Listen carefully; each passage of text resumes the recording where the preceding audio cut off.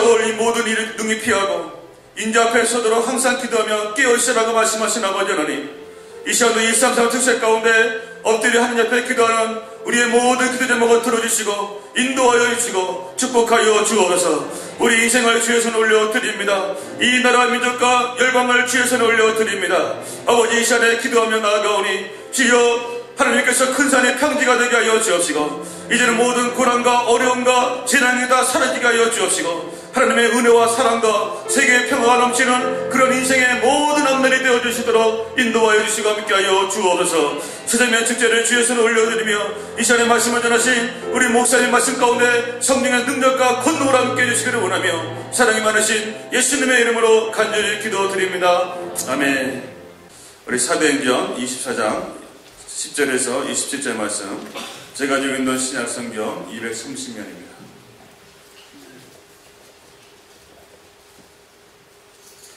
예, 오늘 우리가 주시는 계시의 말씀으로 받으시기 바랍니다.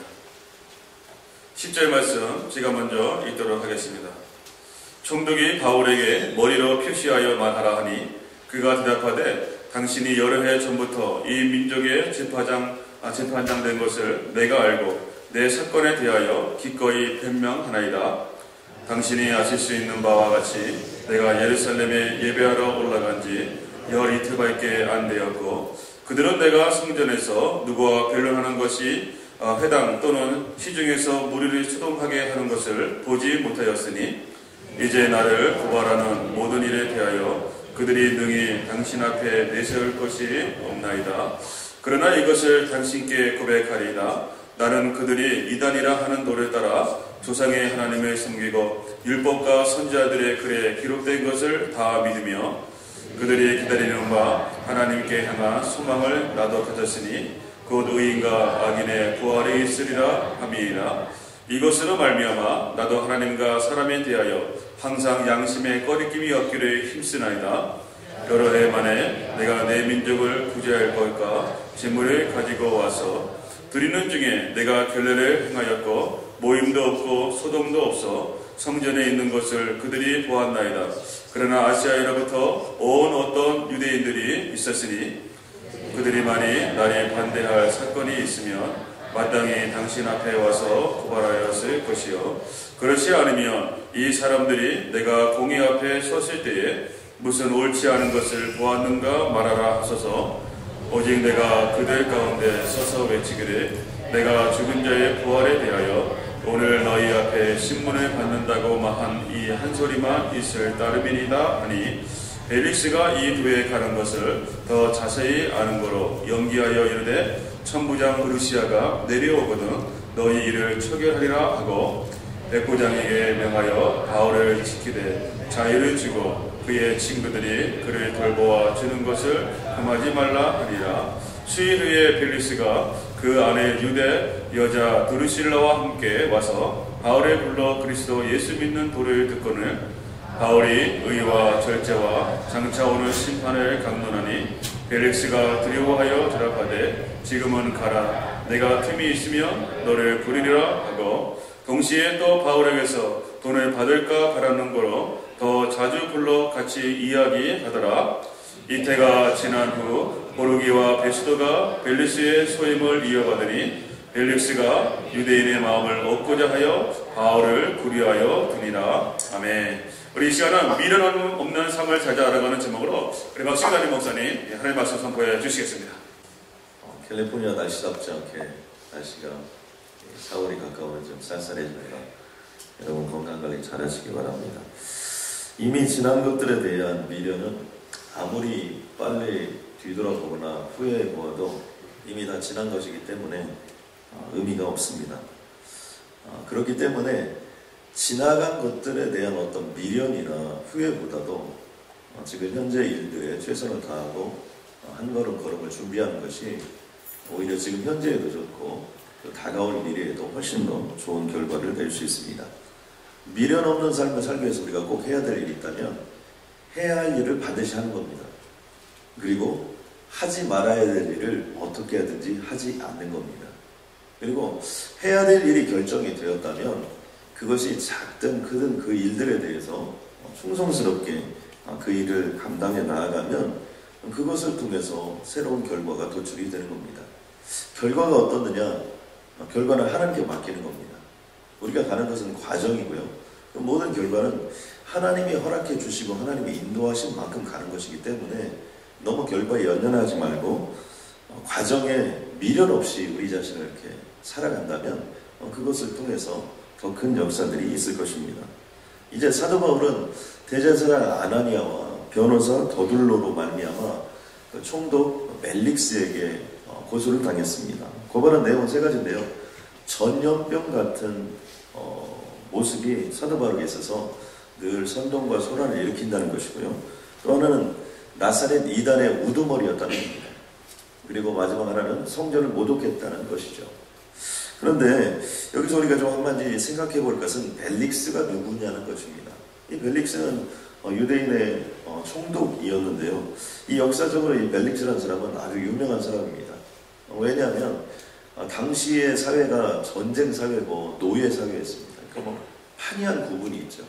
그런데 이 역사적으로 이 벨릭스라는 인물은 네로 황제 시대에 총애를 받았다고 하는데 이유는 무엇이냐면 원래 노예에서부터 출발해가지고 자유인이 되었고요. 이 자유인에서 또 출발해가지고 총독까지 이른 사람입니다. 여러분 생각해 보세요. 우리가 뭐 가끔 영화에서 그런 장면을 보죠.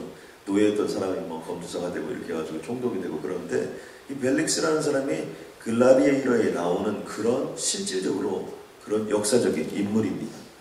그런데 이렇게 조사해 보니까 처가 공식적으로 3명입니다. 비공식적으로 굉장히 더 많았을 거라고 생각이 되는데 공식적으로 처가 3명인데 그 중에 2명이 어떤 사람이냐, 한 사람은 이 클레오파트라의 손녀였다는 거죠. 이 클레오파트라는 이집트 쪽에 전체적인 것을 관할했던 사람인데 이 클레오파트라의 손녀였다는 것이고요.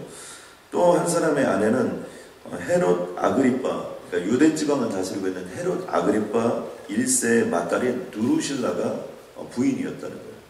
이것을 보면 무엇을 알 수 있냐면 당시의 결혼은 정략적으로 많이 이루어져 있습니다. 그러니까 자신의 위치나 또 포지션을 지키려고 이런 것들을 보면 이 사람이 얼마나 정략적인 사람이고 또 그리고 자신의 위치를 지키려고 노력했던 사람인 것을 알 수 있습니다.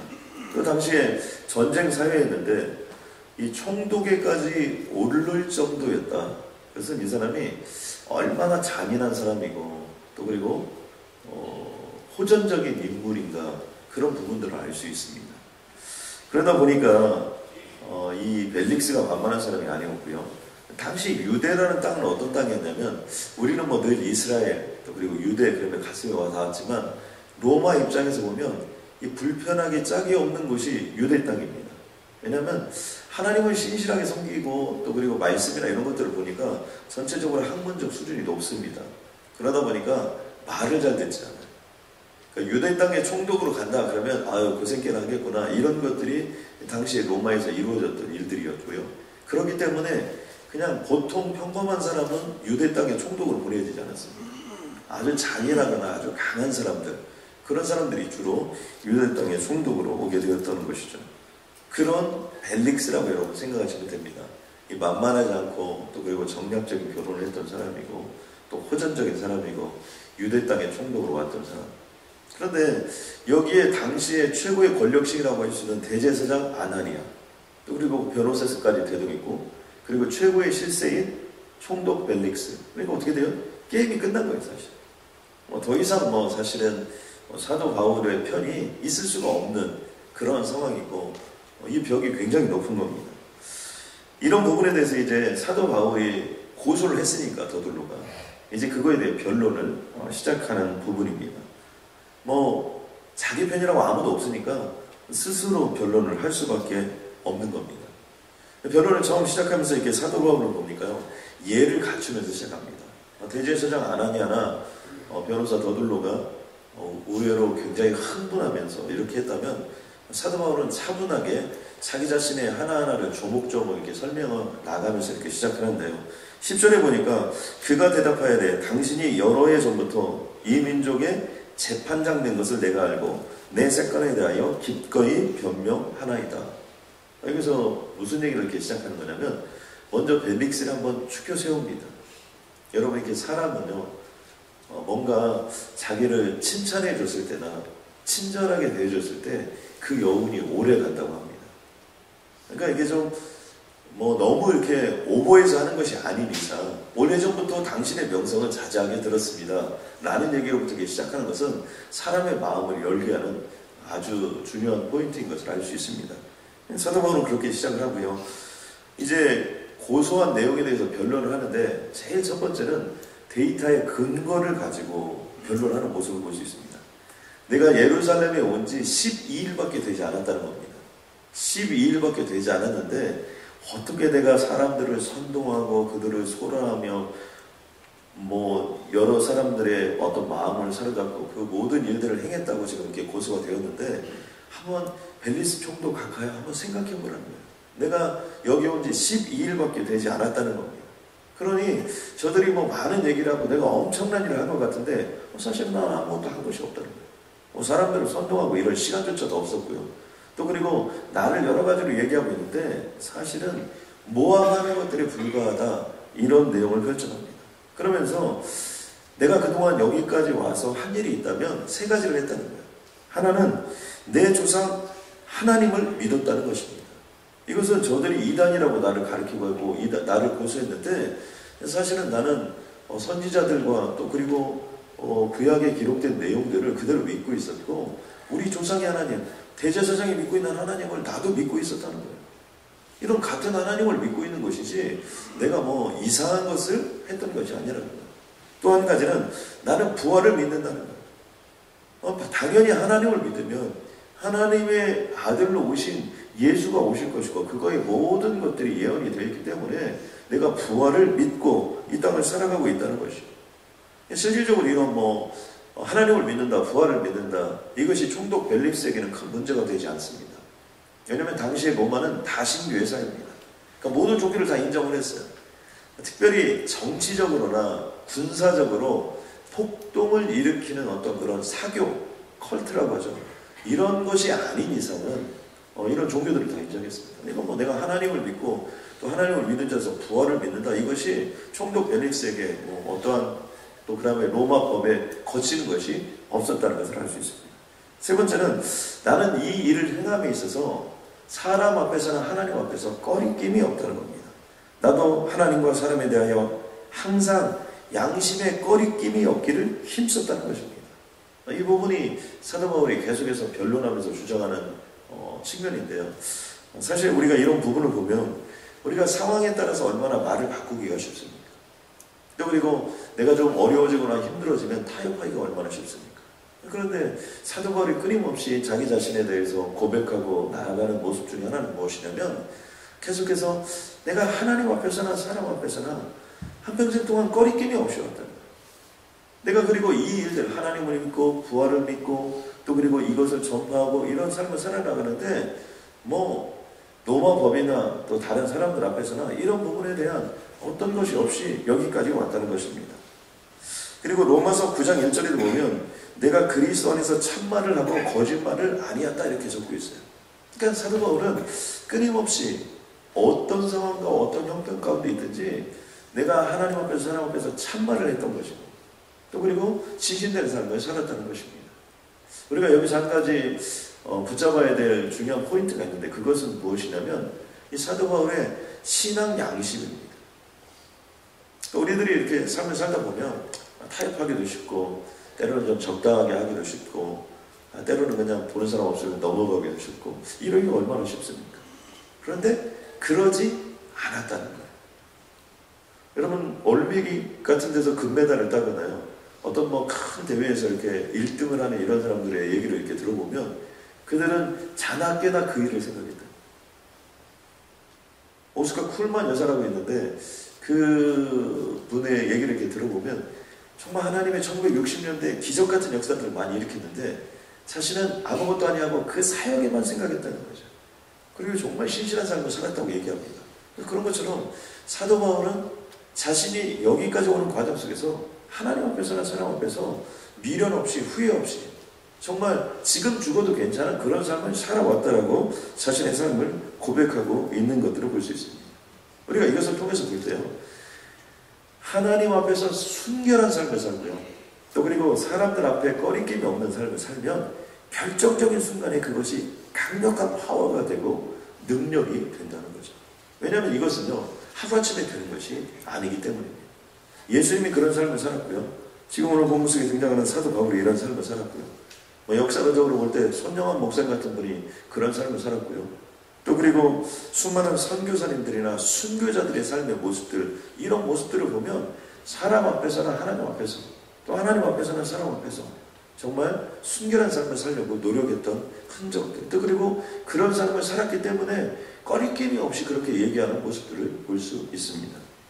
저는 이곳에 있는 모든 분들도 그런 삶을 통하여 꺼리낌이 없는 인생을 살아가시기를 주님의 이름을 간절히 소원합니다. 또 한 가지는 사도 바울이 내가 여기 올 때 그냥 온 것이 아니라는 거예요. 예루살렘 교회와 초대 교회를 위해서 헌금, 구제 헌금을 자기는 가져왔다는 거예요. 그 얘기는 뭐예요? 아니 내가 이 위를 위해서 헌금을 가져오고 이들을 돕고자 여기 왔던 것이지 무슨 여기 소나를 일으키러 온 것이 아니라는 거예요. 또 한 가지는 결례를 행하였다는 겁니다. 여러분 생각해보면 야고보가 그때 상의를 해가지고 결례를 행하는 것이 좋겠다. 그래서 머리를 깎았던 사람들과 함께 자신이 그 사람들에게 돈을 다 대어주면서 결례를 행했던 일이 있지 않습니까? 이런 걸 보면요, 삼견친정이 있어요. 그러니까 성령 충만한 사람은 여러 사람이 얘기를 해도 꼭 들을 사람 것만 듣습니다. 사도 바울이 보면 그때 결례를 행하고 내가 여기 와서 저들이 나를 사교라고 하고 이상한 사람으로 보지만 내가 저들이 말한 모든 율법적인 것들을 다 행하고 여기까지 왔다는 거예요. 또 그리고 저들이 얘기한 대로 내가 여기서 소동을 일으키고 소란을 일으키기 위해서 전도 여행 중에 이미 그런 것들을 계획했다면 고소를 그 사람들이 와서 해야지. 이거 아무것도 상관이 없는 사람들이에요. 그러니까 이런 얘기를 우리가 쭉 듣다 보면 무슨 생각이 드냐면 저도 말씀을 준비하다 그런 생각을 들었습니다. 정말 앞뒤가 딱 맞는 거예요. 여러분 그러죠? 우리가 얘기를 들어봐도 사도 바울이 그런 사람이 아닌데 여러분 이런 얘기를 처음 들어본 사람이라 할지라도 사도 바울이 논리정연하게 자신들의 행적에 자신의 행적에 대해서 또 그리고 저들이 주장하는 것들에 대해서 발언을 펴니다. 결론이 어떻게 났을까요? 이 벨릭스라는 총독이 만만치 않은 사람이었음에도 불구하고 재판을 연기해버렸어요. 왜냐하면 로마의 시민권을 가지고 다 가지고 있는데 함부로 할 수가 없는 거예요. 얘기를 들어보니까 저쪽 편을 들어주고 싶어도 들어줄 수가 없게 된 거죠. 그러면서 이렇게 얘기합니다. 이것은 천부장이 와야 해결할 수 있다. 정략적인 사람이죠. 자신이 싹 빠지면서. 그러면서 백부장에게 이렇게 얘기합니다. 바울을 지켜주되 자유를 주라는 거예요. 그러니까 사도 바울이 감옥에 갇혀 있으면서도 자유함이 있었습니다. 또 한 가지는 친구들을 통해서 돌보아주라는 거예요. 친구들을 불러서 함께 할 수 있도록 해주라는 거예요. 대신에 밖에는 나가지 말라고 하는 거예요. 왜 밖에는 나가지 말라고 할까요? 밖에 나가면 40명의 지금 먹지도 않고 자지도 않고 사도 바울을 잡아 죽이려고 기다리고 있는 사람들이 있기 때문입니다. 이것을 보면서 제가 한 가지 느끼는 것은 뭐냐면요. 사도 바울이 분명히 억울한 것 같아요. 또 그리고 사도 바울이 분명히 어렵습니다. 그런데 하나님께서는 어떻게 해서든지 그것이 백부장이 됐든지 천부장이 됐든지 총독이 됐든지 계속해서 하나님이 지켜주시고 보호하여 나가는 모습을 우리는 볼 수 있습니다. 저는 여기 있는 모든 분들에게 이러한 축복이 임하기를 주님의 이름으로 간절히 소원합니다. 어렵지 않다는 건 아니에요. 어려워요. 힘이 들어요. 그런데 어떻게 돼요? 이 어렵고 힘든 일을 내려놓고 밖으로 나가면 어떻게 돼요? 죽어버리는 거예요. 사도 바울은 그 어려운 상황들을 잘 모를 수도 있죠. 잘 못 느낄 수도 있죠. 그러나 나가면 무조건 죽는 거예요. 그러니까 재판을 연기하고 또 그리고 그런 일들을 계속해서 발생을 시키면서 하나님의 역사를 해나가는 거예요. 또 그리고 시간이 지나면서 이 벨릭스라는 사람이 그렇게 영내에서 자유를 주고 뭐 편히 할 수 있도록 다 마음껏 돌아다니게 할수록 자유를 주되 밖에는 못 나가냐는 거죠. 그러니까 군인들, 총독의 그런 관저들과 그들과 같이 있는 곳에 사도 바울이 존재하게 되는 것입니다. 그러면서 찾아오는데 누구를 데리고 찾아오냐면 그 헤롯 아그리빠의 그 막달인 두루실라라는 그 아내와 함께 이 사도 바울을 종종 찾아요. 그리고 와서 복음의 말씀에 하나 그리스도의 도에 대해서 듣고 싶다는 겁니다. 그러니까 의에 대하여 절제에 대하여 장차올 심판에 대하여 사도 바울이 열심히 설명합니다. 그런데 아이러니한 건 뭐냐면 복음을 듣기 위하여 한편으로 오지만 또 한편의 마음에 뭐가 있냐면 좀 바울에게 뭔가 좀 얻는 것이 좀 있지 않을까. 성경은 이렇게 표현했어요. 이것을 돈을 받을까 바라고. 그런 거 있잖아요. 이거. 이 재력도 있고 이걸 돈만 실는 거 가지고 다 있으니까 좀 거기에서 뭐가 나올까 해서 그랬다는 거예요. 제가 보기에는 벨릭스가 이런 마음만 없었다면 아마 벨릭스가 분명히 예수 그리스도를 믿었을 거예요. 성경은 우리에게 이렇게 표현하고 있습니다. 마태복음 6장 24절에 보면 너희가 하나님과 재물을 겸하여 섬길 수 없다. 이게 결론을 내려놨어요. 그러니까 지금 이 벨릭스나 드루실라의 마음속에 보면 아무튼 얘기를 들어보니까 이 예수 그리스도의 도라는 것이, 예수 그리스도의 종교라는 것이 굉장히 매력적이고 좋은 면이 있어요.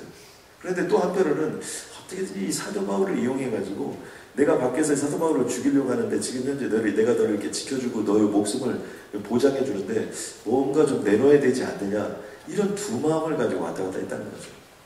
우리가 이것을 통해서 한 가지 생각해 보야 될 것은 하나님은 이미 결론을 내려놓았다는 거예요. 하나님과 재물을 겸하여 섬길 수가 없다. 여러분 아멘입니까? 그러니까 우리가 재물을 선택하면 어떻게 돼요? 재물도 잃어버리고 하나님도 잃어버립니다. 이거 분명해요. 성경의 원리예요. 그런데 하나님과 재물을 겸하여 섬길 수 없다는 건 뭐예요? 하나님을 선택하면 여러분 재물은 겸하여 따라오게 될 줄로 믿습니다.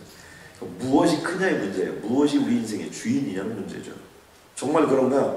시편 37편 25절 말씀해 보니까 내가 어려서부터 늙기까지 이 시인이 노래를 하는 거예요. 시라는 건 뭐예요? 한평생 살아왔던 것을 녹아서 내리는 거 아닙니까? 어려서부터 내가 늙기까지 지금까지 봐왔다는 거예요. 무엇을 보았느냐? 의인이 버림을 당하거나 그의 자손이 걸식함을 보지 못하였다는 겁니다. 여러분 아멘입니까? 의인이란 거예요. 요즘 말로 표현하면 예수 그리스도를 믿는 자. 이렇게 두 마음을 품고 오늘은 이런 마음, 내일은 저런 마음, 이런 것이 아니라 정말 사도 바울처럼 하나님을 뜻을 두고 예수 그리스도의 뜻을 두고 거기에 마음을 합한 자, 그 성령 충만함을 통하여 일관성 있게 그 길을 가는 자는 버림을 당하지 않는다는 거예요. 또 자신은 뿐만이거니와 그 다음 세대까지 걸식함을 보지 않는다는 것입니다.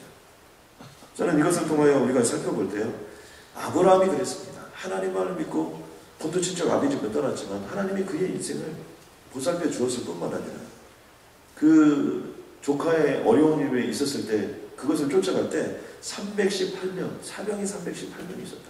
상상할 수 없다. 또 뭐 야곱이 어렵고 뭐 힘든 나그네의 삶을 살았다고 하더라도요, 그는 12 아들들을 허락해 주었고 또 요셉 같은 아들을 낳았잖아요. 여러분 상상할 수 없는 일들이잖아요. 요셉이 나중에 애굽의 국무총리가 돼서 고산 땅에 가서 마지막까지 잘 먹고 잘 살았잖아요. 그러니까 좀 고생을 했지만 자식도 잘 키웠잖아요. 그리고 다윗의 삶도 마찬가지예요. 그가 왕이 되는 과정 속에서 고통이 있었고 어려움이 있었지만 하나님은 의인의 거식함을 보지 않았어요. 다윗의 아들이 누군지 혹시 아십니까? 여러 명 있지만 우리는 솔로몬만 기억하고 있죠. 얼마나 조만기 잘 나갔습니까? 그러니까 선대 좀 고생 좀 하고 여러분 그랬더라도 그의 인생이 말년의 꽃을 피웠고 뿐만 아니라 나중에 그의 자녀들까지 축복받는 모습들을 볼 수 있습니다. 에스겔과 다니엘, 여러분 이방 땅에 와서 고생을 했지만 하나님의 역사를 이뤘고요. 오늘 사도 바울의 생애도 마찬가지입니다. 저는 특별히 주님께서요, 이 과정을 통해서 이 벨릭스라는 총독이 하루는 예수님을 믿을까 해서 또 하루는 뭐 생기는 것이 없을까 해서 이렇게 왔다 갔다 하는데 시간이 얼마 걸리냐면 2년의 세월이 여기서 다 지나요. 그런데 자유함을 주고 친구들도 마음대로 만나고 이렇게 하나님 보여주셨습니다. 그리고 이제 사도 바울이 이 벨릭스로부터 다시 트랜스퍼가 돼서 다른 사람에게 또 가면서 로마를 향해서 이제 한 걸음 더 나아가는 모습들을 볼 수 있습니다.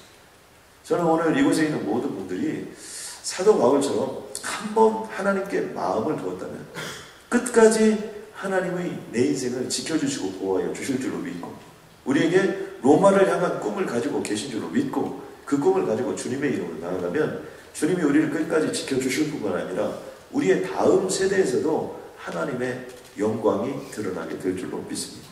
여러분 아멘입니까? 그런 역사의 주역들이 되시길 주님의 이름으로 간절히 소원합니다. 우리 한번 이 시간 마음으로 합심을 한번 기도할 때 하나님 정말 미련 없이 한 세상 살아가게 하여 주시옵소서. 하나님 두려움 없이 한 세상 살아가게 하여 주시옵소서. 하나님께 기도하고 나아가면 하나님께서 그런 인생으로 우리를 인도하여 주실 줄로 믿습니다.